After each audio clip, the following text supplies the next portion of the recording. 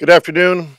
Hi, my name is Chris Aylward, National Executive Vice President for the Public Service Alliance of Canada. This is a very sad anniversary for public sector workers. 1 year ago, the Liberal government began its rollout of Phénix, the new payroll system for the public service. Since then, thousands of workers have been paid late, incorrectly, or not at all. Every payday, many more worry if they will be the next victims of the Phénix debacle. This is also putting excessive stress on the employees who process pay under the new pay system. Today, the three largest federal public sector unions are formally requesting that the government include a $75 million Phénix Contingency Fund in the upcoming federal budget. We regularly meet with the government about Phénix and work with them to find solutions to the problems our members are facing. Through this work, it has become evident that there is a need to look beyond the technological fixes that are required. Federal departments and agencies need more human resource support as well as continuous training in order to adjust to the changes required from them by Phénix. If departments and agencies don't have enough resources to deal with Phénix, the pay problems will never be resolved. With the upcoming budget, the government has an opportunity to allocate resources to address this specific issue immediately. Departments and agencies will be able to draw from this fund to respond to problems and adjust to the new pay input structure so that essential pay information is entered correctly and consistently. In turn, this will increase the government's capacity to ensure federal public sector workers are paid correctly and on time. The unions have made constructive suggestions to the government to help fix Phénix and alleviate the negative impact it has had on our members.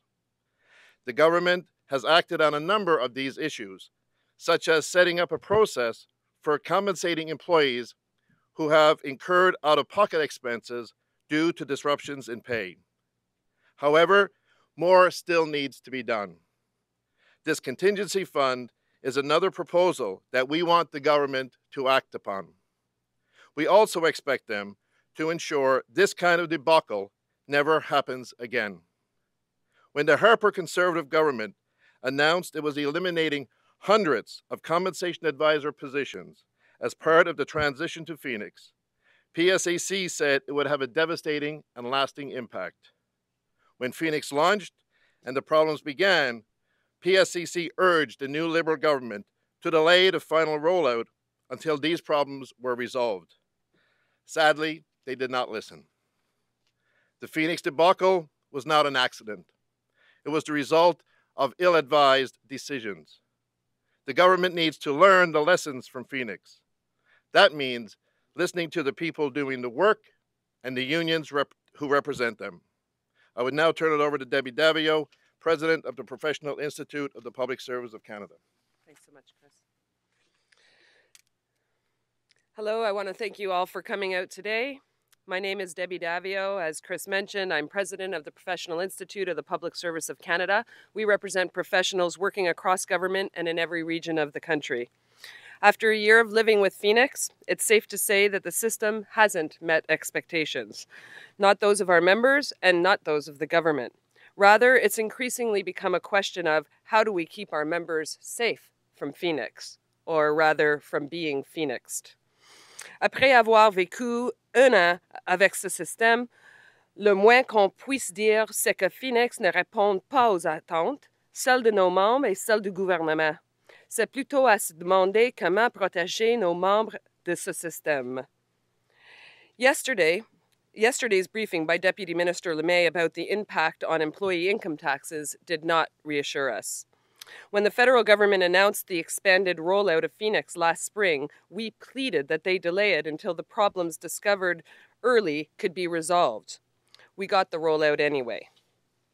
When our members were faced with out-of-pocket expenses, we lobbied the government to establish a fair process to reimburse members for those expenses. When our members faced financial hardship because they hadn't been paid, in some cases for months, we offered them loans to carry them over. When students working for the government weren't paid, we offered them help to navigate the system. We advocated that the government expand emergency priority payments to employees directly through departments. We pressured the government to do more for those especially hard hit, such as employees on parental leave and those waiting for disability insurance. It's quite clear this is not the way an employer should operate. Nous préconisons que le gouvernement offre des paiements prioritaires d'urgence aux employés directement dans leur ministère. Nous avons pressé le gouvernement d'en faire plus, surtout pour les employés les plus durement touchés, dont ceux qui sont en congé parental ou ceux qui attendent leur prestation d'assurance invalidité. Il est indéniable qu'un employeur ne devrait pas agir ainsi. It's quite clear that Phénix has not been a boon to either efficiency or cost savings, as it was intended to be, even by the former government. Budgeting more money to address the system's ongoing problems is really the very least the government could do after a year with this problem-plagued system. The government must also invest in training for government IT professionals to ensure we are not handcuffed to IBM for the next 40 years and to enable us to solve our own problems within. Affecter plus d'argent pour régler les problèmes constants du système, c'est le moins que le gouvernement devrait faire au bout d'un an avec Phénix et sa panoplie de problèmes. Nos membres et les Canadiens ont besoin que le système Phénix soit enfin corrigé. Our members and Canadians need Phénix fixed. I'm now going to introduce the next speaker, André Picotte, who is the acting president of CAPE, président à l'intérim de l'ACEP. Merci. Merci.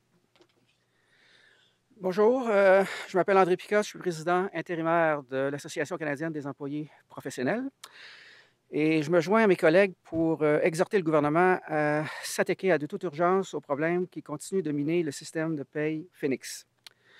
Nous étions ici l'an passé en juillet lorsque le gouvernement a présenté un calendrier qui promettait une fin de ces problèmes d'ici octobre 2016. Or, voilà que nous nous retrouvons ici, de nouveau, plus de 3 mois après l'échéancier que le gouvernement s'est lui-même imposé. Our members have shown remarkable patience in regards to the Phénix pay problems. That's the testament to how deeply our members care about the work they do on behalf of Canadians. Despite not getting paid or getting paid incorrectly, our members never wavered in their commitment to work for the good of our nation. As a union, we've helped guide our members towards solutions, but ultimately, it's the government that has the power to fix this problem once and for all. Personne ne devrait avoir à plaider auprès de son employeur pour se faire payer en temps et correctement. Mais c'est précisément la situation que nos membres vivent depuis 1 an.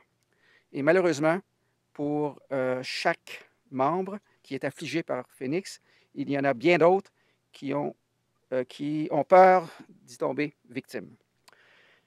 Nous avons des membres qui ont peur de prendre certains congés au cas où cela pourrait entraîner des problèmes de paye dans l'avenir. Nous avons des membres qui ont choisi de ne pas faire une contribution à Centraide cette année afin de ne pas faire aucun changement à leur paye, de peur que Phénix leur joue un mauvais tour. Et maintenant que la saga de Phénix se faufile dans la saison des impôts, plusieurs membres s'inquiètent du fait que leurs problèmes de paye leur causeront encore plus d'ennuis à l'avenir. Le gouvernement doit non seulement résoudre les problèmes actuels, mais il doit aussi rétablir la confiance en sa capacité de payer ses employés en temps et correctement. La création d'un fonds de prévoyance de 75 millions de dollars enverrait un message clair que le gouvernement traite ce problème avec l'urgence et la gravité que la situation exige. Je vous remercie. We will now take any questions from the media. Yes. Yes, Rachel from the Hill Times newspaper. So the $75 million that you're asking for, is it over a certain number of years, or is that just for the next fiscal year? It's just for this upcoming budget. We're asking for a contingency fund of $75 million to be put into this budget for this year. So when you're asking for, or thinking that this money could go towards more staff and more training, I'm wondering how you see that working, just because there's been training sessions already that aren't being attended by public servants, or people aren't going to them. So how is that going to help? So as we were saying, we need ongoing training sessions for the departments and agencies so that they know that their staff, their personnel are always up to date with any changes or with any new staff as well. So that's why we're asking for continuous training. And it needs to be mandatory. Can you outline what the money is for? Like what exactly you'd want the money for? The $75 million specifically is for to help departments and agencies basically cope with the problems, to help them deal internally within their own departments and agencies with the problems that they see with Phénix. And they're certainly the ones that are there with the employees who are facing these problems, and they're the ones who know best exactly what they need in order to be able to assist the employees. Hasn't the government already invested a considerable amount to try and fix this? I'm just wondering what $75 million more is going to do to speed up this process.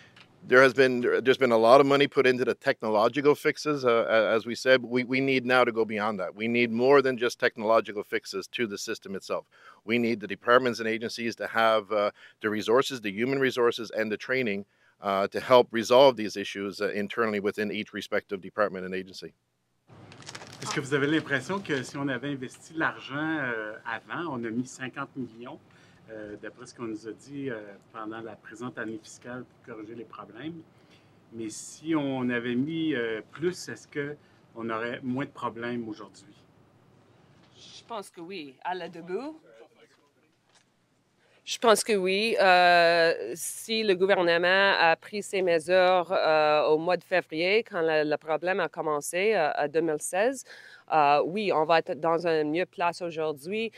Plus de formation pour les staffs, mais aussi pour les informaticiens, parce que c'est eux qui peuvent prendre la responsabilité d'améliorer le système. Mais la formation pour les autres, tous les ministères, les gens qui travaillent sur nos paies, l'argent pour payer les gens, parce qu'il y a des ministères qui n'ont pas l'argent pour distribuer pour les gens qui sont sur congé sans solde, par exemple.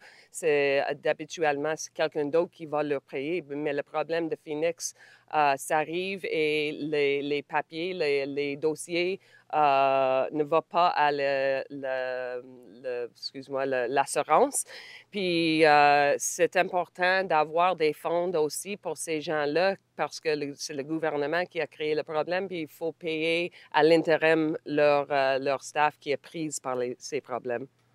Clarification, quand vous demandez 75 millions de plus, est-ce que c'est plus que le 50 millions qu'ils ont déjà ajouté ou c'est 75 millions? Le 50 millions, c'est juste l'argent qui n'a pas sauvé. Parce que tu te souviens qu'il y a le plan de sauver 70, j'ai des problèmes avec les chiffres en français, je m'excuse, 70 millions. Et finalement, à ce date, c'est probablement plus que 50 millions qui ne peut pas réaliser comme des épargnes.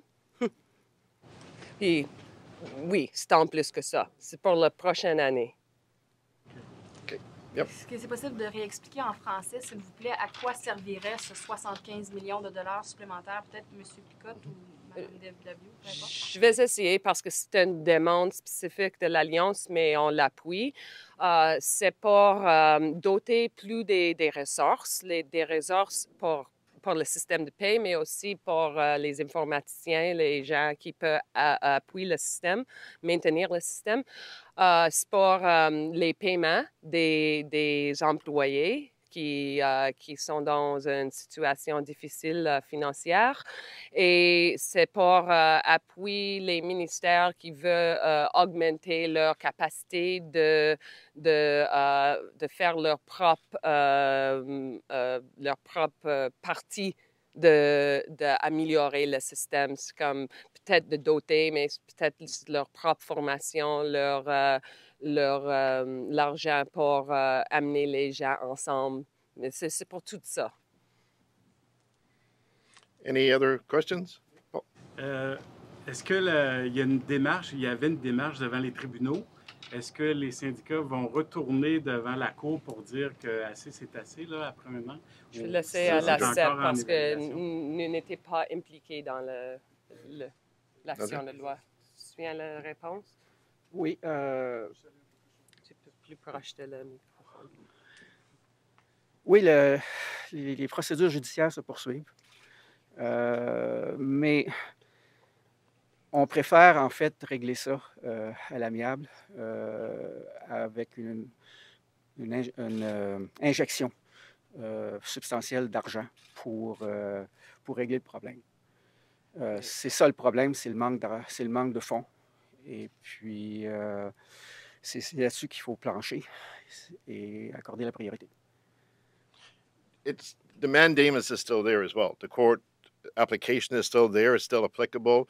We've received a court order just before Christmas, I believe it was December 22nd, basically ordering the government to do several things in that court order, which included providing the unions with information regarding employees who were on leave, maternity leave, disability leave, parental leave, as well as it ordered the government to maintain at a minimum the current staffing levels until Phénix was fixed. This has been going on for a year now. That's why you're here, right? Do you feel like how much longer do you think this is going to go on? I mean, this is not a couple weeks. This is not a couple months.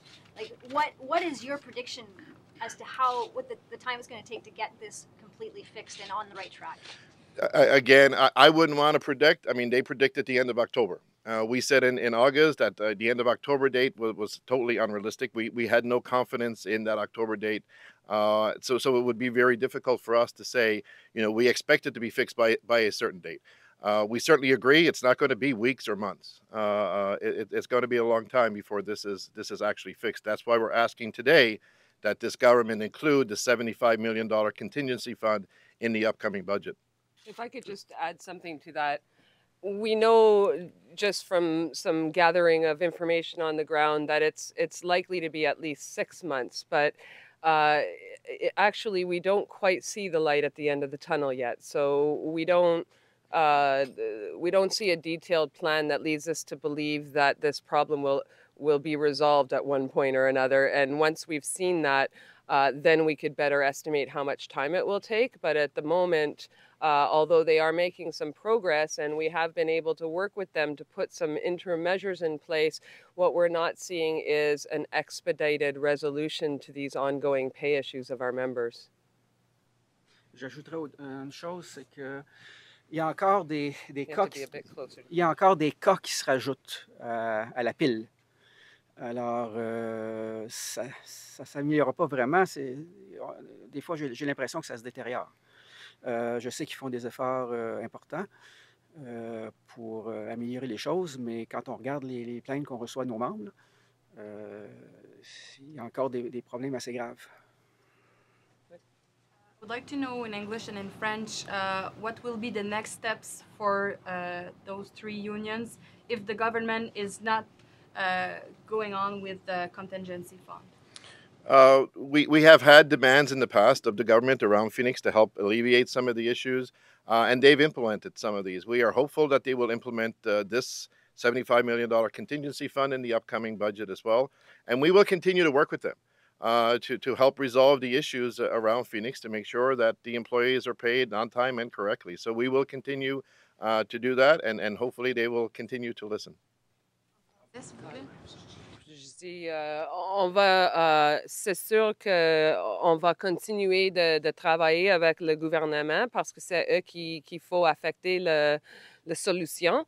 Mais c'est pas nous qui a créé le problème, mais nous sommes très, très contentes, pas contentes, mais nous tous sommes prêts de contribuer à résoudre le problème parce que pour nos membres, c'est encore très, très grave. Et on a plusieurs des membres qui ne peuvent pas même payer leurs dépenses par mois. Et c'est important qu'on continue de battre pour leur paye, mais au même temps de travailler avec le gouvernement parce que c'est seulement comme ça que nous pouvons effectuer une solution. Vous en avez parlé peut-être précédemment, mais je voulais juste savoir si vous expliquer comment vous êtes arrivé au chiffre de 75 millions. Oh, on a déjà répondu à la question en français, mais je vais juste prendre les autres et si on a du temps, on va retourner à ça encore. Hier, la sous-ministre a indiqué que Miramichi, on aurait l'état stable à la fin août. Je voulais savoir ce que vous en pensez. Est-ce que c'est réaliste? Répétez la question, je m'excuse. La sous-ministre Lemay a mentionné qu'à Miramichi, on aurait l'état stable, stable state, Ouais. à la fin du mois d'août. André. Tout ce que je peux vous dire, c'est que je suis extrêmement sceptique. On nous fait ce genre de promesses-là depuis le début de la crise de Phénix. Et puis, ça aboutit jamais. On aboutit au même... la situation est toujours aussi grave pour nos membres. Et comme je l'ai dit tout à l'heure, des fois, ça se détériore même. Alors, ce que j'en pense, c'est que, en tout cas pour moi, je pense que mes collègues sont d'accord, on est extrêmement sceptique. Any further questions? Yep. Can you give us some examples of new cases that have come to your attention within the last few days or the last week? It continues to I guess it's the same old. I mean, members are not they're not getting paid correctly. They're not getting paid certainly on time. In some cases, they're still not getting paid at all, and we're still having to implement the emergency pay, the priority pay. So again, the issues and the problems continue with Phénix, and certainly the issues around certain allowances, and that we also see that continuing as well. Yeah, if I could just add, the same problems that have existed all along, unfortunately, still exist today to some extent. So no one issue has reached steady state. And so lately, though, what the big influx of calls are about T4s and people's tax situation. And of course, with the immense number of people affected by Phénix, there are, an almost uncountable amount of people who are potentially affected through their T4s. And that's fine, I guess, if you're a tax auditor like some of our members are, and you know exactly how the taxes should be filed and exactly what your numbers should be. But if you're your average public servant who doesn't pay that much attention to the details on your check stub, all you know is that your bottom line is suffering, and so it's difficult to even identify what the errors are, never mind to somehow figure out how you might correct them through the system. So, again, the government has put in place some measures to help with the T4 crunch, but not enough in that many of our members are now contacting us, identifying problems with their T4s, and those are just the ones who know about it. And just further to that, if the employees are noticing issues with their T4s, they can't fix them themselves. They have to go back to the employer, which is Public Service and Procurement, and they have to ask for an amended T4. And it would be up to Public Service and Procurement to actually issue that amended T4. How did you end up at the 75 million figure? Like, what kind of considerations were made in that being the ask? I'll let Chris answer in English. That was an amount that we came up with. As I said, we've been working with them for several months now, and that was an amount that we came up with in respect to how much training is needed, how much resources are needed in the individual departments and agencies. So that was the number that we came up with, the $75 million. And it was, as I said, it's for additional human resources in those departments as well as training. And paying people. Yeah, sorry.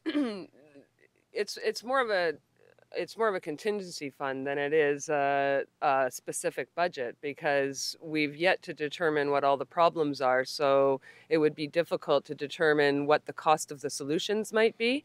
However, what we do know is those solutions will require money. They'll require resourcing. They'll require training. Departments may require money to help get their employees through these difficult times. why not 50 million or 65 million? The 75 million, as I said, I mean, it was a figure that we looked at, knowing some of the issues, knowing some of the problems, knowing what's needed, knowing the fact that the former Conservative government let go, you know, almost 2,000 compensation advisors. And so now we need basically those human resources in the individual departments and agencies to help those employees within their respective departments and agencies with the Phénix issues that they're having. Peut-être sur un sujet connexe. Qu'est-ce que vous pensez du fait que pour régler ces problèmes-là, souvent les fonctionnaires vont donc aller voir leur patron, par exemple, puis ils vont passer une demi-journée, une journée, peut-être même 2 jours de travail à régler ces problèmes-là, à rencontrer des gens, à faire des demandes, tout ça. Qu'est-ce que vous pensez du fait qu'il y a beaucoup de temps, en fait, qui est perdu? On a demandé pour le temps et la formation pour comprendre leur situation de paie, mais ce n'est pas à nos membres de gérer leur paie. Vraiment, c'est à l'employeur. Puis nous sommes tristes que nos employés, nos membres étaient demandés de faire un job qui n'était pas leur propre poste. Et notre professionnel passait comme déjà presque 50% de leur temps à les tâches administratives, qu'il faut être les tâches de quelqu'un d'autre dans le gouvernement parce que les coupeurs et maintenant d'autres temps pour comprendre et adresser le problème de leur chèque. Puis je trouve inacceptable complètement et c'est pas une bonne utilisation des ressources de le gouvernement pantoute. J'ajouterais une chose, c'est que c'est pas seulement le temps perdu à faire des démarches, c'est aussi l'angoisse qui est créée chez nos membres. Quand les gens soudainement se retrouvent sans paye, c'est arrivé l'année passée au début de l'année, là, où des gens n'avaient rien pendant des semaines et même des mois. Et ça, naturellement, quand vous êtes fonctionnaire, vous avez un travail à faire, mais en même temps, vous avez une famille et puis vous n'avez plus d'argent. Naturellement, ça influence votre travail, la qualité de votre travail. Et donc, ça a des conséquences assez graves. Je voudrais ajouter une chose aussi. C'est le contexte de toute cette histoire-là de Phénix. L'origine, finalement, à l'origine de tout ça, c'est que à l'ancien gouvernement, la philosophie, essentiellement, c'était faire des économies, point. Et tous les cadres supérieurs nommés par le gouvernement avaient un mandat, c'était de trouver des économies un peu partout. Alors, ils ne se préoccupaient pas tellement de la substance de leur travail, mais essentiellement, comment je peux sauver une pièce ici ou là. Je sais, moi, on en a subi des conséquences. Je suis traducteur, j'appartiens au bureau de la traduction. Et puis, c'est ce qui s'est produit à partir de 2011. Les gestionnaires étaient intéressés à une seule chose, c'est faire des économies. La substance de ce qu'on faisait, notre travail, c'est-à-dire la traduction, c'était job number 10. Alors, c'est la même chose pour Phénix. C'est qu'on s'est préoccupé seulement d'une chose, c'est de faire des économies. D'ailleurs, le système lui-même devait permettre de générer des économies. Alors, là, on se retrouve dans cette situation-là, qui est catastrophique. Ben, c'est ça. Il faut pas le répéter. Oui, mais il faut que vous connaissiez le contexte. Le contexte, c'est là que ça a commencé. C'est qu'on se préoccupait avant tout de faire des économies. Point. Souvent avec le gouvernement dans le dossier, est-ce qu'on vous dit la vérité? Est-ce qu'on vous donne tous les chiffres que vous voulez obtenir?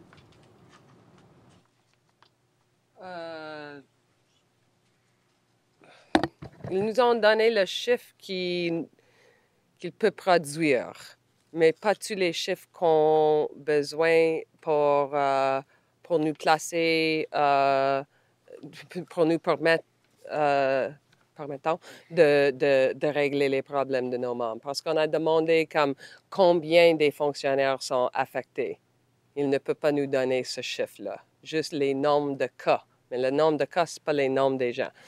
Pour nous, c'est un chiffre important parce que nous devrons qu'on ait le problème de nos membres. Nous devrons vraiment créer des plans pour appuyer nos membres. Et sans les chiffres, c'est impossible.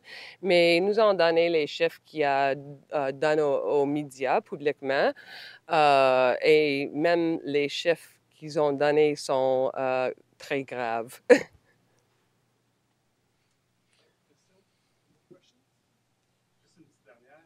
Vous n'avez pas donné de chiffres au niveau des ressources humaines qui sont nécessaires.